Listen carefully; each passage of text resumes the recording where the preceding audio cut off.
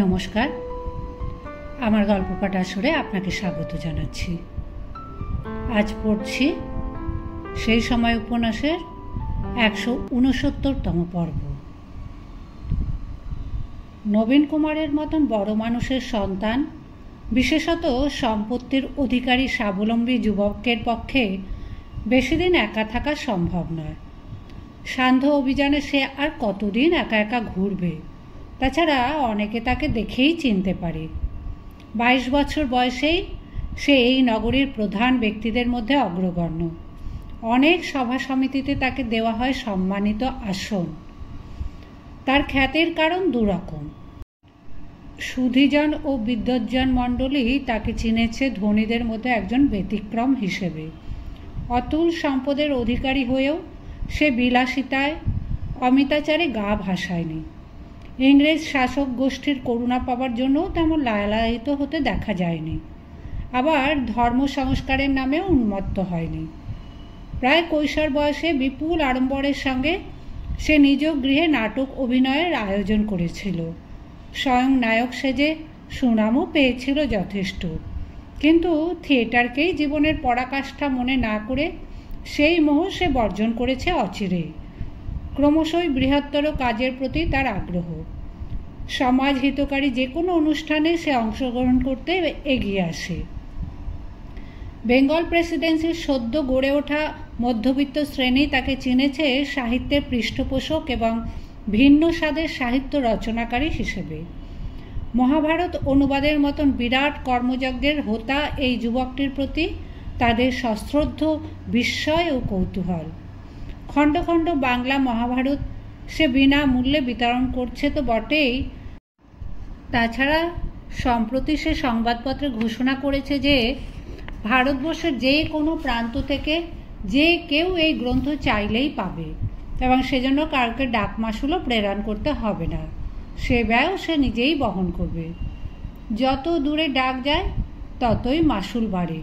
তা হোক, কন্যাকুমারী থেকে পেশোয়ার পর্যন্ত যে কোনো স্থানে সে মহাভারত পৌঁছে দিতে প্রস্তুত। অশিক্ষিত সাধারণ মানুষ তাকে চিনেছে দাতা হিসেবে। শুধু যে নীল দর্পণের মামলায় জরিমানার 1,000 মুদ্রা সে তৎক্ষণাৎ ঝনাৎ করে ফেলে দিয়েছিল তাই নয়, ওরকম সহস্র মুদ্রা সে যখন তখন দান করে। প্রকৃত অভাবী, সৎ দরিদ্র এবং জুয়াচোরদের মধ্যেও রটিত হয়ে গেছে যে জোড়াসাঁকোর সিংহবাড়ির ছোটবাবুর কাছে যে কোনো ছুতোনাতায় কিছু চাইলেই রিক্ত হাতে ফিরতে হয় না। কত বিচিত্র কারণ দেখিয়ে যে লোকে তার কাছে দান চাইতে আসে তার আর ইয়ত্তা নেই। মেডিকেল কলেজের ছাত্র থেকে শুরু করে কন্যাদায়গ্রস্ত ব্রাহ্মণরা তো তার কাছ থেকে সত্য মিথ্যা কারণ দেখিয়ে অর্থ সাহায্য নিয়ে যায় বটেই। এছাড়া পত্রপত্রিকার সম্পাদক, বিধবা বিবাহের উমেদার ও স্কুল খোলার উৎসাহী ব্যক্তিরাও তার কাছে নিয়মিত আসে। নবীন কুমারের আত্মগরিমা প্রবল হলেও নিছক দানের অহংকারে দান করে না। সে অর্থ জিনিসটাকে যেন খোলাম খুচির মতন জ্ঞান করে। তার এত অর্থ আছে অথচ অন্য অনেকে নেই, এই চিন্তা তাকে স্বস্তি দেয় না। এক প্রাতঃকালে বাবু প্রসন্ন কুমার ঠাকুরের কাছ থেকে এক দূত এলো তার কাছে। কি বৃত্তান্ত? দূতটি জানালো যে ইংল্যান্ডের ল্যাঙ্কাশায়ার অঞ্চলে সম্প্রতি দারুণ দুর্ভিক্ষ দেখা দিয়েছে।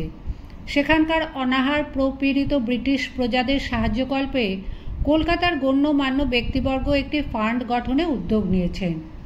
সেই কারণেই তারা বাবু নবীন কুমার সিংহের কাছ থেকে সাহায্য চান। প্রস্তাবটি শুনে হা হা করে অট্টহাস্য করে উঠল নবীন কুমার। নবদুর্বাদলের মতন তার কচি গুম্ফে হাত বুলিয়ে সে বলল, বটে বটে, এ দেশের মানুষের সব দুঃখ দারিদ্র ঘুচে গেছে। এখন আমাদের সাহায্য করতে হবে ইংল্যান্ডের সাহেব দুঃখীদের জন্য। হ্যাঁ, তাই না? দূতটি ঠিক বুঝতে পারল না নবীন কুমারের বিদ্রুপ। সে বলল, আগে রাজা প্রতাপচন্দ্র সিংহ, রানী স্বর্ণময়ী, বাবু হরলাল শীল, আমাদের কর্তাবাবু, এরা সকলে এর মধ্যে 1,000 টাকা করে দিয়েছেন। ওষ্ঠের কোণে হাস্যটি মজুত রেখে নবীন কুমার বলল, তাহলে তো আমাকেও 1,000 টাকা দিতে হয়, কি বলো? নইলে মান থাকবে না। তা আমাদের পয়সায় ল্যাঙ্কাশায়ারের সাহেবরা তাহলে কিছুদিন খাক গরু সোর। আমরা দান করছি শুনে তারা দুহাত তুলে আশীর্বাদ করবে তো, নাকি ড্যাম সোয়াইন নিগার বলে গালাগালি করবে? এসছো যখন নিয়ে যাও টাকা। ওরে দুলাল, এই নবীন কুমারের দানের ধরন। অর্থীদের মধ্যে অনেকে নবীন কুমারের সঙ্গ ছাড়তে চায় না, বারবার নানান কারণ দেখিয়ে অর্থ আদায় করতে চক্ষু লজ্জায় আটকায়। তার চেয়ে বাবুর সঙ্গে নিত্য প্রহর থাকতে পারলেই কিছু না কিছু পাওয়া যায়। বড় মানুষের হাত ঝাড়লেই 2-500। তাছাড়া নবীন কুমারের মো সাহেবের পদ খালি আছে দেখে সেই পদ দখল করার জন্য অনেকের মধ্যে হুড়োহুড়ি পড়ে গেছে। এত বড় একজন ধনীর সন্তানের মো সাহেব থাকবে না, এ কি হয়? নবীন কুমার পোকামাকড়ের মতন এদের ঝেড়ে ফেলতে চায়, তবু ছিঁড়ে জোঁকের মতন 2-1জন রয়ে যায়।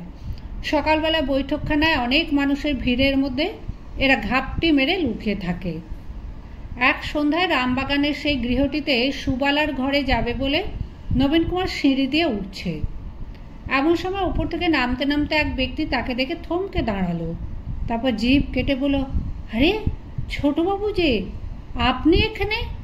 এখানকার যে মাগিকে আপনার পছন্দ আমাদের হুকুম করবেন, আমরা তাকে আপনার বাগান বাড়িতে পৌঁছে দেব।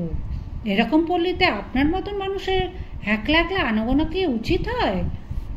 নবীন কুমার এই লোকটিকে কোনোদিন দেখেনি, তবু ওই লোকটি তাকে চিনেছে দেখে সে বিস্মিত হলো। সে জিজ্ঞেস করলো, আপনি কে? লোকটি বিনয়ে সারা শরীর কুঁকড়ে বলল, আগে আমি আপনার দাসানুদাস। নবীন কুমার ভাবল, সারা শহরে তার এত দাসানুদাস ছড়িয়ে আছে, অথচ সে নিজেই তাদের চেনে না। এ তো বড় আশ্চর্য। এই লোকটি ধুতি ও বেনিয়ান পরা, নাকের নিচে পুরুষ্টু গুম্ফ, মাথায় তেল চকচকে চুল, দুদিকে পাট করা, ভদ্র মানুষের মতন চেহারা। এ কেন তার দাসানুদাস হতে যাবে? দীর্ঘকায় এই লোকটির সঙ্গে অনেকটা যেন রায়মোহন ঘোষালের মিল আছে, কিন্তু রায়মোহনের চেয়ে এর বয়স অনেক কম। রায়মোহন তো বৃদ্ধ হয়ে কোথায় হারিয়ে গেছে। লোকটি হাত জোড় করে বলল, আপনি কষ্ট করে আসবেন কেন? কোনটিকে চাই একবার বলুন, এখনই আপনার গাড়িতে তুলে দিচ্ছি। আপনাদের সেবা করাই তো আমাদের কাজ। লোকটিকে অগ্রাহ্য করে ওপরে উঠে এলো নবীন কুমার। তখনই মনে মনে সংকল্প গ্রহণ করলো, এভাবে সুবালার কাছে আর আসা হবে না। সুবালার ঘরে উপস্থিত হয়ে সিঁড়িতে দেখা লোকটির বর্ণনা দিয়ে নবীন কুমার জিজ্ঞেস করলো, ওই লোকটি কে, বলতে পারো? সুবালা বলল, ও তো এখানকার দালাল গো, ওই মিনসেই তো আমায় এখানে এনে তুলেছে। নবীন কুমার ঈষৎ ক্রুদ্ধভাবে প্রশ্ন করল, ও তোমায় এখানে এনেছে কি করে? সুবালা হাসতে হাসতে বলল, তুমি বড্ড ছেলে মানুষ, তুমি কিছুই জানো না। আমি হাড় কাটার গলিতে ছিলাম, কিন্তু আমি কি সেখানে থাকার যোগ্যী? নিজের মুখে বলতে নেই, তবু আমায় দেখতে পটের বিবিটির মতন নয় কো? হি। আজও সুবালা নেশা করেছে এরই মধ্যে। সম্ভবত সে সারাদিন ধরে একটু একটু নেশার দ্রব্য পান করে। সুস্থ স্বচ্ছ চোখে সে বোধহয় এই পৃথিবীকে আর দেখতে চায় না। সে বলল, হাড় কাটার গলিতে তো থাকে সস্তার মেয়ে মানুষরা। আমার দেওর নাগরটি যখন আমায় ফেলে পিঠ টান দিলে, তখন আমিও এ পথে নামলুম। ওই সস্তার কারবার, 2 টাকা 1 টাকার খদ্দের সব। এইসব দালালরা আড় কাঠি লাগায়, নিজেরাও পাড়ায় পাড়ায় ঘোরে। সুন্দরপানা ভালো গা গতরের মেয়ে মানুষ দেখলে ভালো পাড়ায় নিয়ে আসে। ওই রাম খেলোয়ানি তো আমায় এখানে এনে এইসব আসবাবপত্র নিজের গাঁটের টাকা দিয়ে কিনে আমায় এ ঘরে বসিয়েছে। আমার রোজগারের অর্ধেক ও পায়। নবীন কুমার অস্ফুটভাবে বলল, ওর নাম রাম খিলন? সবাই তো তাই বলে। ওর কথা শুনে বোঝবার উপায়টি নেই যে হিন্দিস্থানি, ভারী শেয়ানা লোকটা। ওই রকম লোক আমায় চিনল কি করে? তোমার এমন কেষ্ট ঠাকুরের মতন রূপ যে একবার দেখবে সেই মনে রাখবে। তোমার আর এখানে থাকা হবে না। কয়েকদিনের মধ্যেই মৌলা আলীতে একটি বাসা ভাড়া করে সেখানে সে নিয়ে গেল সুবালাকে। এজন্য রামখেলোয়ান দালালকে খেসারত দিতে হলো 700 টাকা। সুবালার জন্য নবীন কুমার পৃথক বাসা ভাড়া করার সঙ্গে সঙ্গেই প্রায় বাতাসে আগুনের মতন ছড়িয়ে পড়ল সে সংবাদ। অনেকেই নিশ্চিন্ত হলো এ খবর শুনে। যাক, ছোকরা তবে এতদিন পর বাজারে মেয়ে মানুষকে রক্ষিতা করেছে। এতদিন নবীন কুমারকে অনেকেই ঠিক বুঝতে পারছিল না। ছোকরা শুধু দান ধ্যান বদান্যতা করবে, মহৎ ব্যাপার নিয়ে মগ্ন থাকবে, আর মদ মেয়ে মানুষ করবে না, এ কি হয়? নবীন কুমার অবশ্য সুবালার অঙ্গস্পর্শ করেনি একদিনও।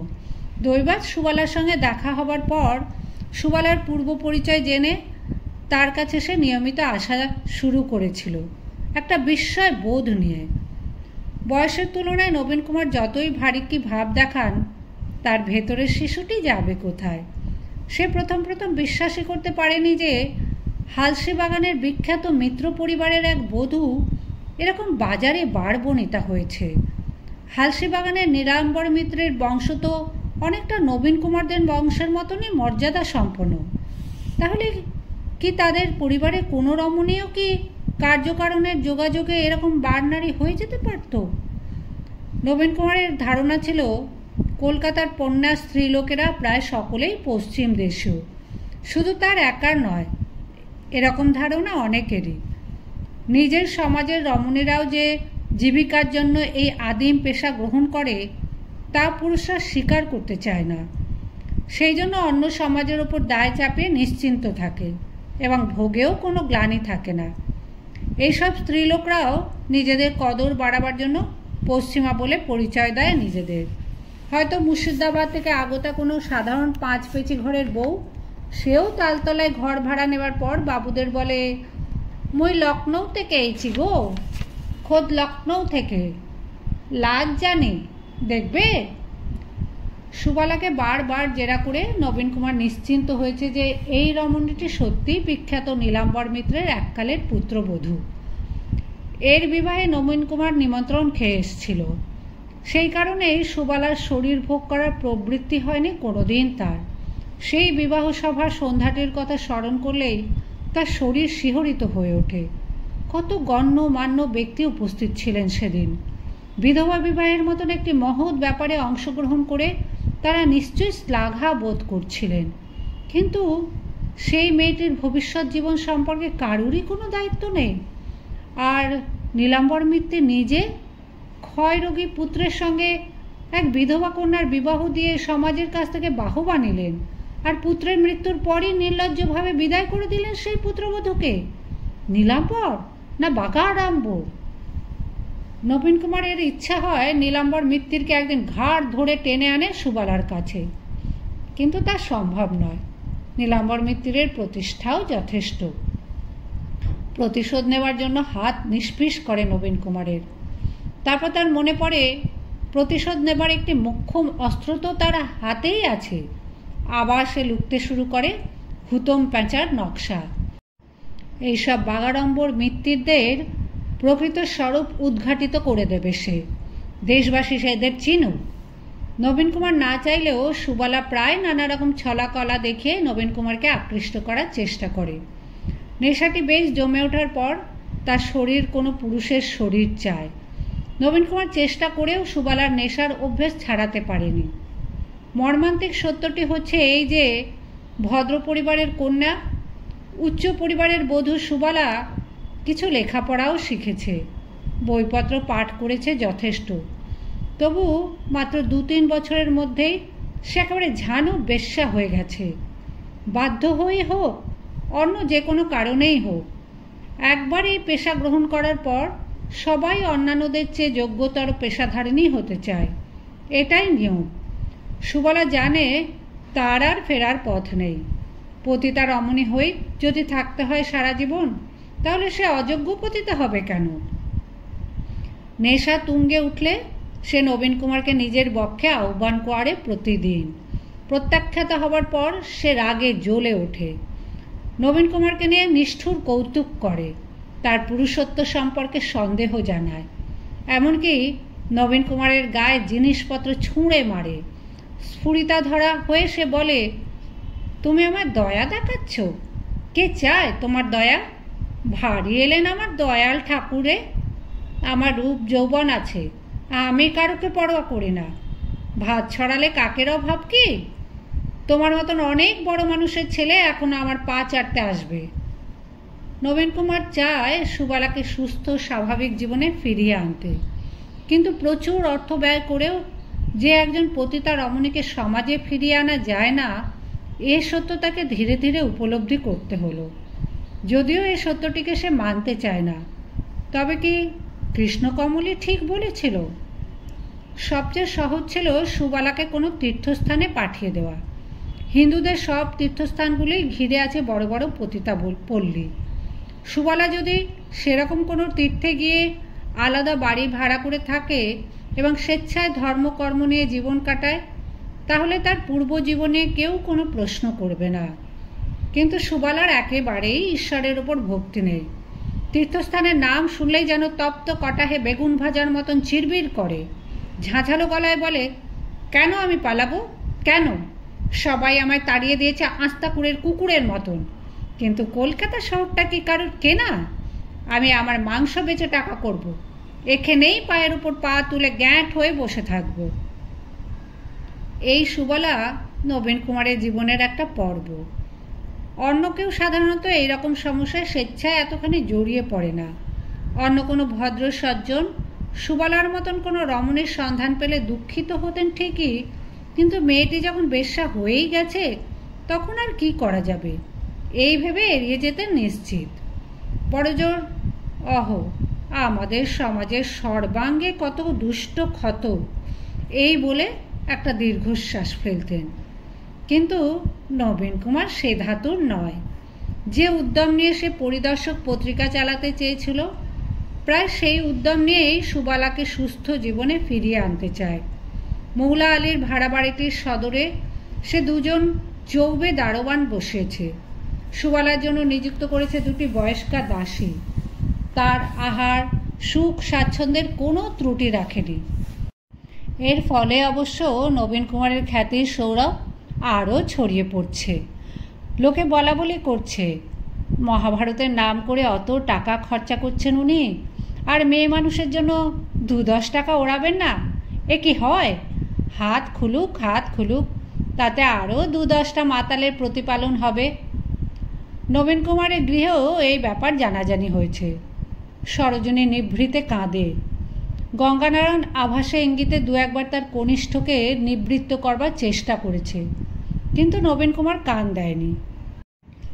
মহাভারতের কাজে 3-4 দিন ব্যস্ত থাকে। তারপর একদিন সে যায় সুবালার কাছে। গাড়ি থেকে নেমেই সে ওপরের দিকে তাকিয়ে দেখে দ্বিতলের কোনো গবাক্ষের গড়ার ধরে সুবালা উৎসুক নয়নে তাকিয়ে আছে পথের দিকে। এ যেন বিলাতি কাহিনীর কোনো নায়িকা তার প্রেমিকের প্রত্যাশায় উৎসুক চক্ষে প্রতীক্ষমানা।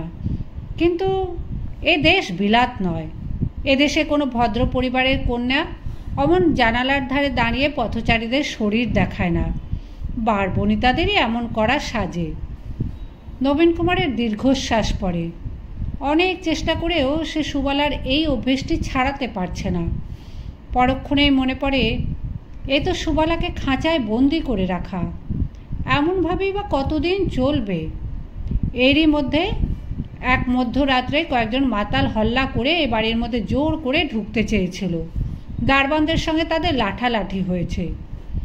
নবীন কুমারকে দেখতে পেয়ে দ্বিতল থেকে লজ্জাহীনার মতন সুবালা তাকে ডেকে ওঠে। এও ঠিক খাঁচার পাখির ডাকের মতন। একজন কারোর সঙ্গে পরামর্শ করা দরকার, কিন্তু সেরকম কে আছে? হরিশ চলে গিয়ে নবীন কুমার একেবারে বন্ধুহীন হয়ে পড়েছে। অনেক ভেবে সে আবার কৃষ্ণকমলকেই খুঁজে বার করল। সব শুনে কৃষ্ণকমল কাষ্ঠ হাসি দিয়ে বলল, মেয়েটি দেখতে কেমন? রূপসী বললে তো। তা বেশ্যা যখন হয়েই গিয়েছে তখন আর তাকে টানাটানি করে কী লাভ? রসিক পঞ্চজন এরকম একটি রূপসী বেশ্যা থেকে বঞ্চিত হবে কেন? কৃষ্ণকমলের মুখে এরকম সাধারণ ব্যক্তিদের মতন উত্তর শুনে নবীন কুমার ভুরু কুঞ্চিত করে তাকিয়ে রইল। কৃষ্ণকমল আবার বলল, এই সমাজে বেশ্যারও প্রয়োজন রয়েছে। তুমি যদি ভোগ করতে না চাও, আটকে রাখবে কেন? রসিকদের জন্য ছেড়ে দাও। মাঝে মাঝে ভদ্রঘর থেকে সাপ্লাই না এলে সুন্দরী রূপসী বারবনিতারও ডিমান্ড মেটানো যাবে কি করে? চেষ্টা করেও ওকে তুমি বেশি দিন ধরে রাখতে পারবে না। নবীন কুমার এবার বাঁকা সুরে বলল, তোমারও প্রয়োজন আছে নাকি? তুমি তাহলে ওকে একবার দেখে আসতে পারো। কৃষ্ণকমল বলল, না ভাই, আমার প্রয়োজন আমি অন্যভাবে মিটিয়ে নিয়েছি। শোনো নবীন, এই সমাজে যুবতী নারীর প্রতিবিনে গতি নেই। বিধবা হলে এ বাড়ি ও বাড়ি লাথি ঝাঁটা খাবে, নয়তো বাজারে গিয়ে নাম লেখাবে। এই তো নিয়তি। তোমার গুরু বিদ্যাসাগর যতই চেষ্টা করুন, কিছুতেই কিছু হবে না। 2-10টা বিধবার বিবাহ দিলেই তিনি কি মানুষের মন পাল্টাতে পারবেন? যে জাতি যত বেশি দিন পরাধীন, সে জাতি নৈতিকভাবে তত বেশি রুগ্ন। নবীন কুমার বলল, তাহলে তুমি বলছো বিবাহ দেওয়া ছাড়া ওই মেয়েটির আর কোনো উপায় নেই? কৃষ্ণকমল বলল, বেশ্যার বিবাহ দেবে? তুমি তো কম নও হে। এই মেয়েটির বিবাহ হবে তার মানে তৃতীয়বার। এমন কথা তোমার গুরুও স্বপ্নে স্থান দেয়নি। শোনো, তুমি টাকার জোর খাটিয়ে কোনো লোকের সঙ্গে জোর করে ওর বিবাহ দিয়ে দিতে পারো, কিন্তু তা কতক্ষণ টিকবে? তুমি নিজে বিবাহ করবে না নিশ্চিত, কারণ তুমি ডবল বিবাহের ঘোর বিরোধী। নবীন কুমার নিরাশ হয়ে উঠে দাঁড়াতেই কৃষ্ণকমল মুচকি হেসে বললে, একটা কথার উত্তর দাও তো। ভদ্রঘরের একজন বধূ ভাগ্য বিড়ম্বনায় বেশ্যা হয়েছে, সেই জন্যই তুমি এত উতলা হয়েছ, তাই না? আর ছোট লোকের ঘরের কত মা বউ যে পেটের দায় ঘরের বার হয়ে এসে বেশ্যাবৃত্তি করে, তাদের জন্য নিশ্চয়ই তোমার কোনো মাথা ব্যথা নেই। পথে ঘাটে যারা হাজারে হাজারে ঘুরে বেড়ায়, তাদের দেখোনি কখনো? এই তো তোমাদের দেশোদ্ধার। কৃষ্ণকমলের কথাই ঠিক হলো। কিছুদিনের মধ্যেই এক সন্ধ্যায় নবীন কুমার মৌলা আলিতে গিয়ে শুনল যে পাখি উড়ে গেছে। সুবালা নিজেই পলায়ন করেছে না অপর কোনো পুরুষ তাকে হরণ করে নিয়ে গেছে, তা অবশ্য বোঝা গেল না।